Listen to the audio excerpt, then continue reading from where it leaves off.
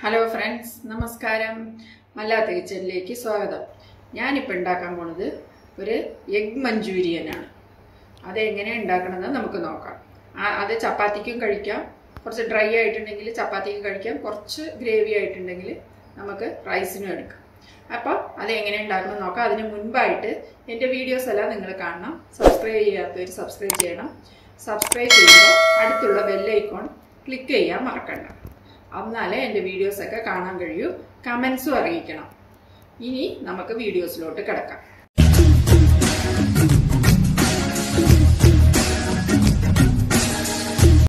ആദ്യം തന്നെ ഞാനൊരു 4 മുട്ട എടുത്തിട്ടുണ്ട്.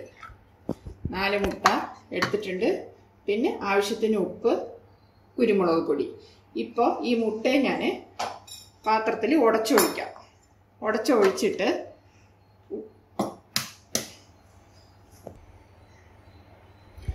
ഞാൻ 4 മുട്ട എടുത്ത് ഉടച്ചൊഴിച്ചിട്ടുണ്ട്. ഇനി ഇതിൽ ആവശ്യത്തിന് ഉപ്പ്, കുറച്ച് ഉപ്പിടാം. കുറച്ചിട്ടിട്ടുള്ളൂ. ഉപ്പ്, കുരുമുളക് പൊടി ഇട്ടിട്ട് നല്ലപോലെ ബീറ്റ് ചെയ്തെടുക്കാം.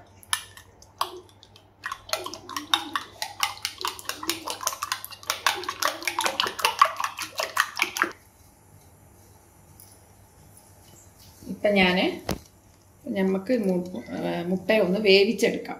അതിന് വേണ്ടിയിട്ട് പാത്രത്തിൽ ഇപ്പം ഞാൻ ഒരു പാത്രത്തിൽ നല്ലപോലെ എണ്ണ തേച്ച് വെച്ചിട്ടുണ്ട്. അത് ഒട്ടിപ്പിടിക്കാതിരിക്കാൻ. ഇനി നമ്മൾ ഈ മുട്ടയെ അതിലൊഴിക്കാൻ പോവുകയാണ്.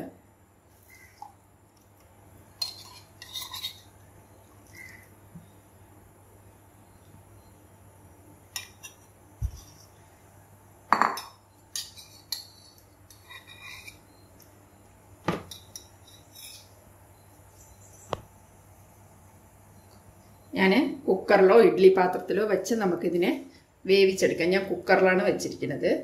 ഒന്ന് വേവിച്ചെടുക്കാം. മിതമായ ചൂടിൽ വെച്ചിട്ട് ഒന്ന് വേവിച്ചെടുക്കാം. A few minutes later.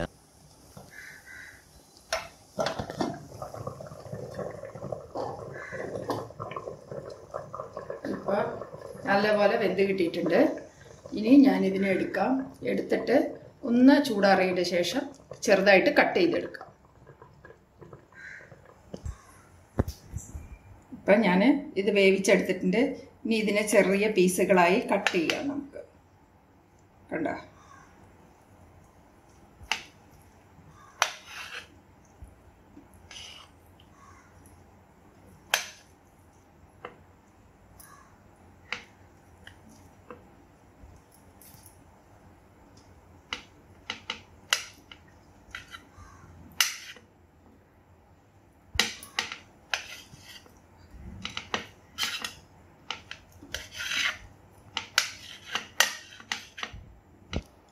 ഇപ്പോൾ ഞാൻ ഈ മുട്ടയെ നല്ലപോലെ നമ്മൾ വേവിച്ചെടുത്തില്ലേ, അതിനെ ചെറിയ കഷ്ണങ്ങളാക്കിയിട്ട് ഞാൻ കട്ട് ചെയ്ത് വെച്ചിട്ടുണ്ട്. ഇനി ഇത് നമുക്ക് ഫ്രൈ ചെയ്തെടുക്കാനുള്ള ചേരുവകൾ എന്താണെന്ന് നോക്കാം. ആദ്യം തന്നെ ഇതിന് 2 സ്പൂണ് മൈദാമാവ്, 2 ടേബിൾ സ്പൂൺ മൈദാമാവ്, 2 ടേബിൾ സ്പൂൺ കോൺഫ്ലവർ,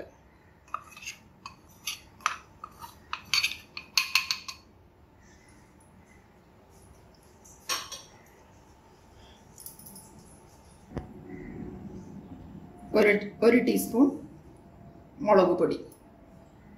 ഇനി ഇതെല്ലാം വെള്ളം കൊണ്ട് കലക്കിയിട്ട് നമ്മൾ കുറച്ച് വെള്ളം ഒഴിച്ച് നല്ലപോലെ കലക്കാം. ആദ്യം തന്നെ ഇതെല്ലാം നല്ലപോലെ ഒന്ന്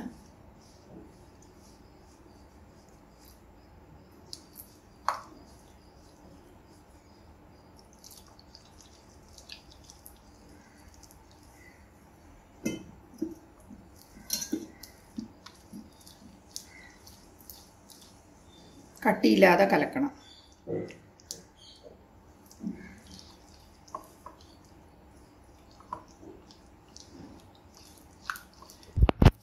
കട്ടിയില്ലാതെ കലക്കി വെച്ചിട്ടുണ്ട്. ഇനി നമുക്ക് ഈ മുട്ട എടുത്ത് ഇതിൽ ഡിപ്പ് ചെയ്തിട്ട് എണ്ണയിൽ പൊരിച്ചെടുക്കാം.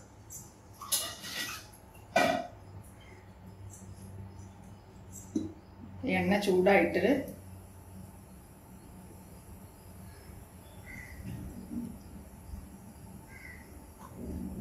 നമുക്കിങ്ങനെ ഡിപ്പ് ചെയ്തിട്ട് പൊരിച്ചെടുക്കാം.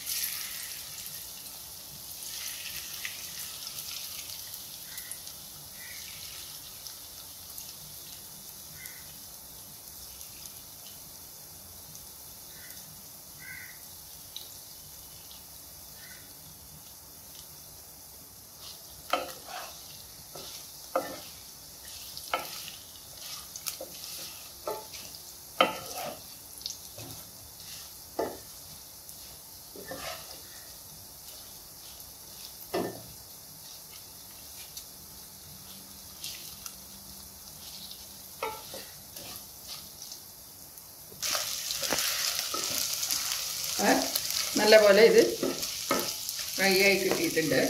നമ്മളിതിനെ മാറ്റിയെടുക്കാം.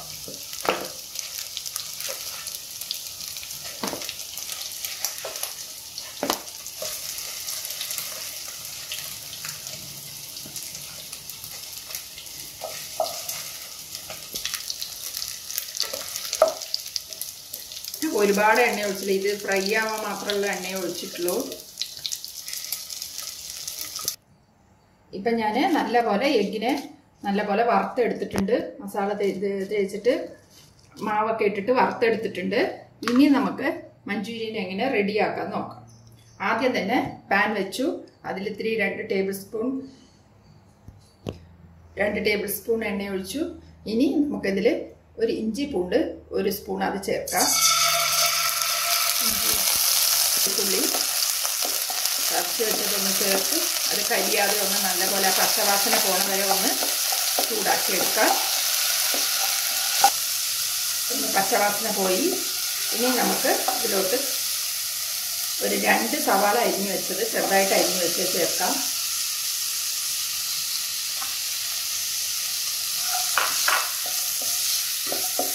ഇതൊന്ന് നല്ലപോലെ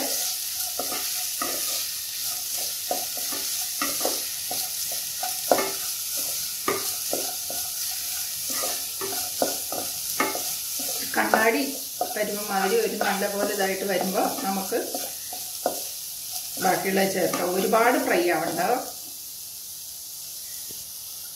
കണ്ണാടി പരുവായിട്ടുണ്ട്. ഇപ്പം നമുക്ക് ഇതിലോട്ട് കുടമുളക് ഇട്ട് കൊടുക്കാം. ചെറുതായി കഷ്ണിച്ച കുടമുളക് ഇട്ട് കൊടുക്കാം.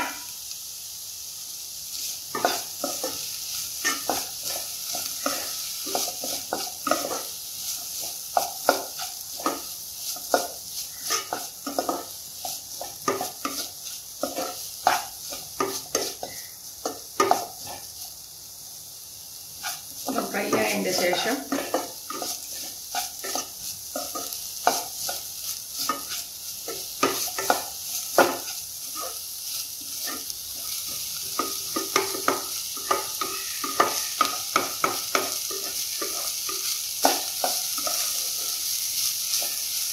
നമുക്ക് എല്ലാ സോസും ഒഴിച്ചു കൊടുക്കാം.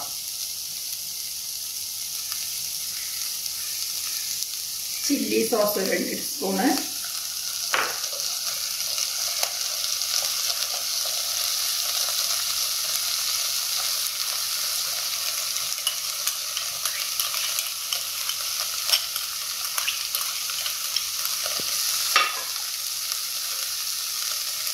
ടൊമാറ്റോ സോസ് 2 സ്പൂണ്,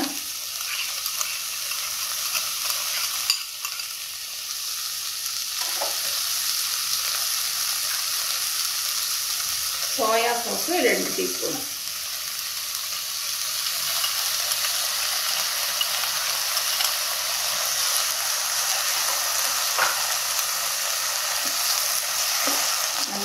ഇളക്കി കൊടുക്കാം. ഇനി ആവശ്യത്തിന്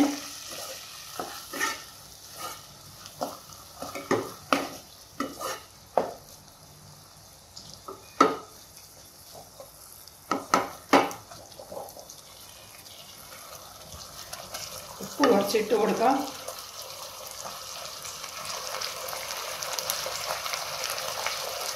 സോസുകളിലൊക്കെ ഉപ്പുള്ളത് കൊണ്ട് ഞാൻ കുറച്ചേ ഇടുന്നുള്ളൂ. എല്ലാ സോസിലും ഉപ്പുണ്ട്.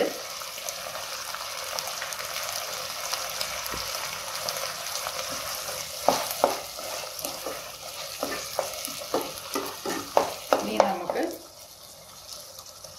വറുത്ത് വെച്ചിരിക്കുന്ന ഈ മുട്ട കട്ട് ചെയ്ത് വറുത്ത് വെച്ചിരിക്കുന്നത് ഇതിൽ ചേർത്ത് കൊടുക്കാം.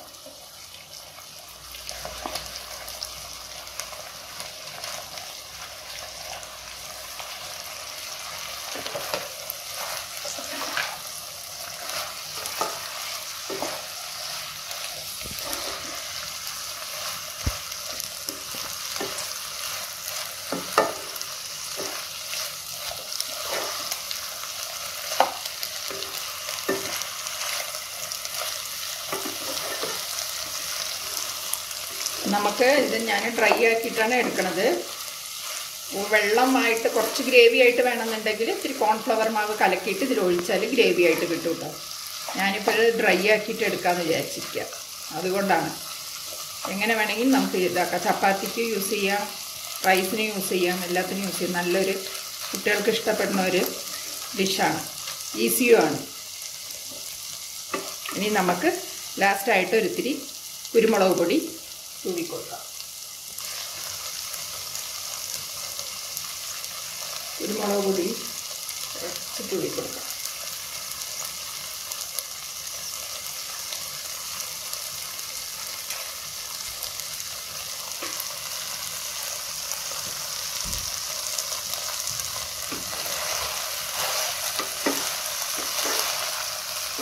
അങ്ങനെ നല്ലൊരു എഗ് മഞ്ചൂരിയൻ റെഡി ആയിട്ടുണ്ട്.